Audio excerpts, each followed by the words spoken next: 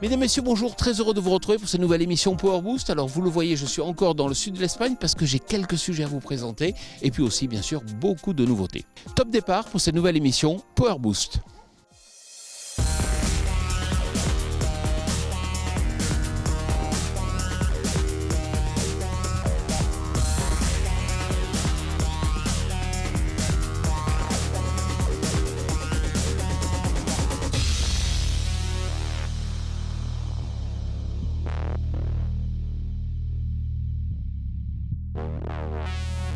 Salut le Power Booster, comme vous l'aurez compris, cette émission est le dernier Power Boost juste avant Noël.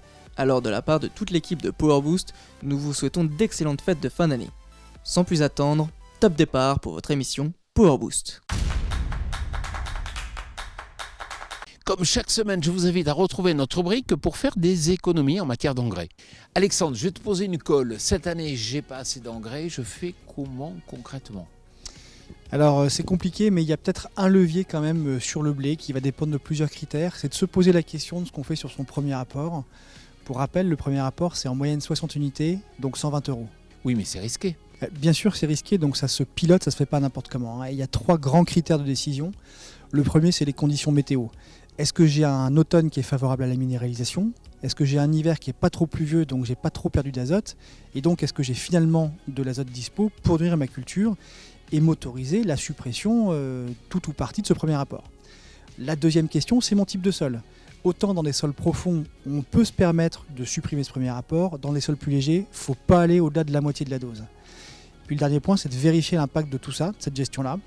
Et donc nous, nos clients, dans MyPréciFill, sur le module azote, ils utilisent les prédictions de rendement qu'on propose à partir de la mi-avril pour vérifier justement l'impact de ce genre de stratégie. Et si on est dans une situation où on a quand même ce qu'il faut pour couvrir un engrais ?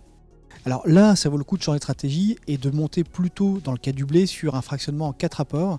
Parce que là, toutes les études le montrent, tu vas aller chercher du rendement, donc tu vas optimiser les quantités d'azote que tu as pu apporter à ta culture. Concrètement ? Concrètement, on dit que c'est 2% de plus en gain de rendement. Bon. Si on va aller plus loin, on fait comment ? Eh bien, vous nous passez un coup de fil ou vous nous envoyez un mail, ou alors vous vous connectez sur les présentations qu'on fait chaque semaine. Merci beaucoup. Merci Jean-Paul. Alors je vous l'ai dit, nous sommes tout près de Séville, à Utrera, et on va aller à la rencontre de José Antonio qui va nous parler un peu de l'implantation des pommes de terre à la veille de Noël. José Antonio, bonjour. Hola, buenos días. Qu'est-ce qu'ils sont en train de faire là dans le champ ? Estamos haciendo una labor de desinfección del suelo, estamos recogiendo piedras, todos los restos, con el objetivo de poder mecanizar la producción de patatas y poder recolectar mecanizadamente. La siembra la hacemos ahora sobre la marcha, antes de diciembre, y el objetivo es producir en marzo o abril, que seamos la primera producción de Europa, que es lo más rentable para nosotros. Est-ce que vous avez d'autres productions que vous récoltez aussi de façon très précoce ? Después de las patatas también podemos tener todo tipo de hortícolas, tenemos remolachas de mesa, zanahoria, brócoli, todo el cultivo que se puede mecanizar y llevar directamente al mercado. Est-ce que 2021 était une année compliquée pour les agriculteurs ? Este año hemos tenido muchos problemas con la mano de obra, con el COVID, no podíamos, entonces, aparte de la incertidumbre de saber qué va a pasar, es principalmente la recolección. Todo lo que es cultivos hortícolas hemos tenido muchos problemas de recolección. Mais on le voit, le prix des engrais a augmenté beaucoup. Est-ce que c'est aussi un problème ici en Espagne ? Fertilizante, sí, el fertilizante y el combustible es el gran problema que tenemos ahora para los costos de producción. José Antonio, merci beaucoup. De acuerdo, muchas gracias. Gracias a vosotros. Ha sido un placer. Alors oui, désherber avec un système électrique, bon, pourquoi pas, on peut l'envisager, mais encore faut-il avoir une prise de force pour alimenter la génératrice électrique. Et dans le cadre de porteurs pour la viticulture, c'est pas toujours évident, mais vous allez voir, il existe une solution. Salut Ludo. Salut Jean-Paul. Alors c'est vrai que les assauts, d'habitude on le voit à l'arrière ou à l'avant d'un tracteur, c'est entraîné par la prise de force, mais sur un porteur, il n'y a pas de prise de force. Oui, tout à fait. On avait présenté au dernier Cité-Vie un concept pour la vigne large, qui aujourd'hui est distribué depuis 2020. Et cette année, on présente un concept pour la vigne étroite, où le challenge principal a été de passer effectivement d'un entraînement par la prise de force à un entraînement 100% hydraulique. Alors c'est vrai que sur la vigne, on peut se demander est-ce que c'est vraiment utile ou pas ?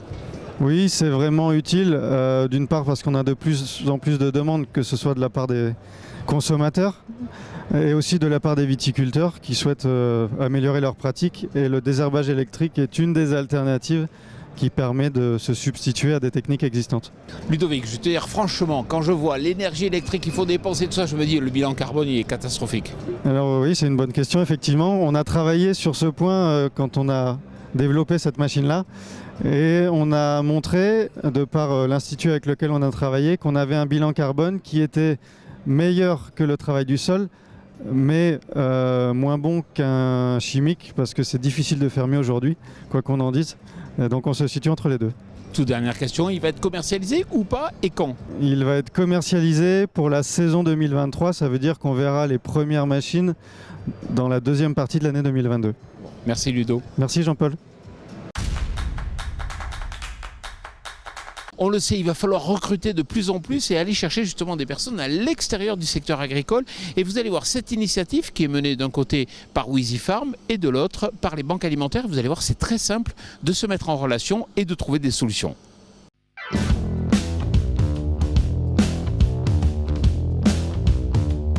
Donc on le sait, en agriculture en fait on recrute beaucoup et ça sera peut-être de plus en plus difficile. Un des sujets, c'est qu'il y a forcément des gens qu'on ne connaît pas, parce que 80% des agriculteurs recrutent par le bouche à oreille, donc des fois le bouche à oreille ça se limite à ce qu'on connaît. Et il y a forcément des gens qu'on ne connaît pas qui sont dans d'autres secteurs, dans d'autres endroits, à d'autres moments où on pourrait essayer de les capter.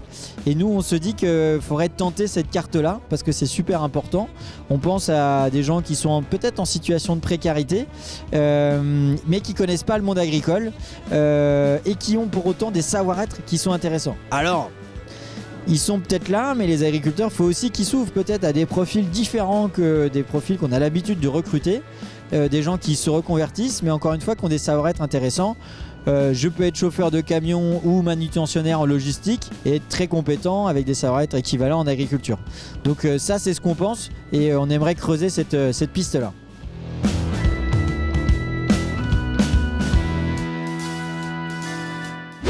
Oui, nous, Banque Alimentaire, nous sommes partants parce que nous avons énormément de partenaires à qui nous donnons des denrées alimentaires et ces partenaires vont les distribuer à des bénéficiaires qui, eux, sont dans le besoin. Et ils connaissent leurs bénéficiaires.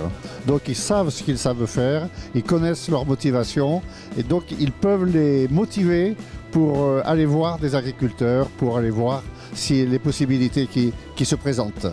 Là, on peut jouer le jeu et on est prêt à le faire.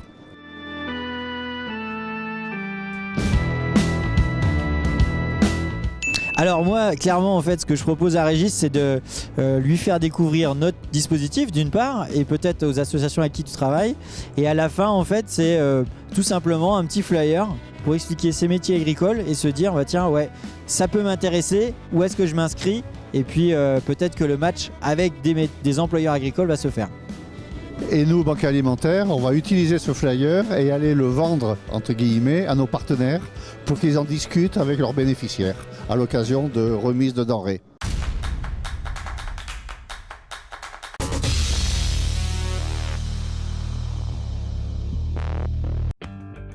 Retour au salon des ETA.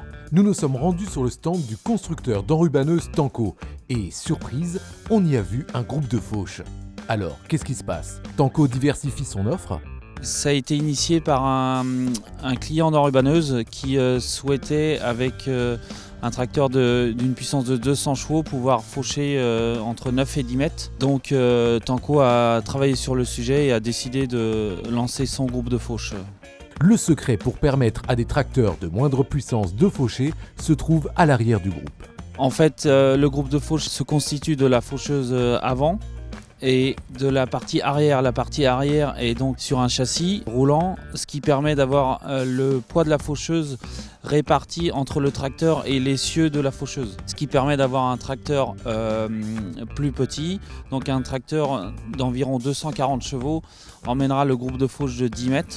Ce concept permet d'avoir une meilleure stabilité lors des déplacements sur la route. Ce chariot permet aussi une facilité de travail lors des manœuvres.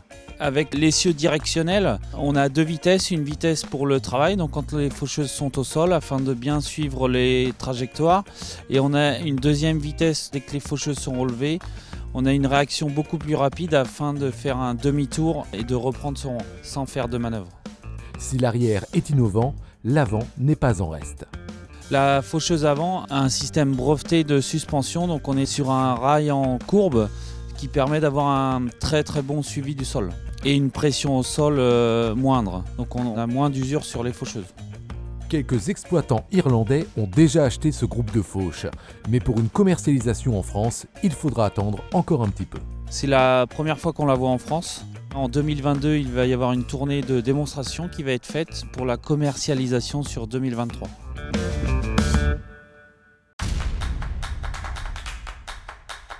Et là, on Le attaque. podium. Et là, on attaque les choses sérieuses. Donc le podium, le troisième, Non, en partant de la fin, Thierry.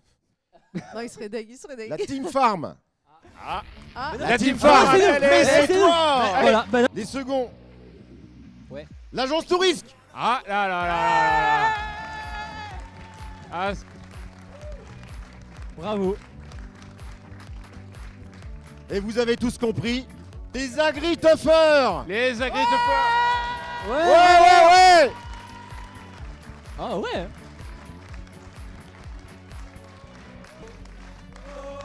Voilà, allez, on peut sabrer le champagne et on peut les applaudir, nos 5 équipes. Allez-y, c'est parti.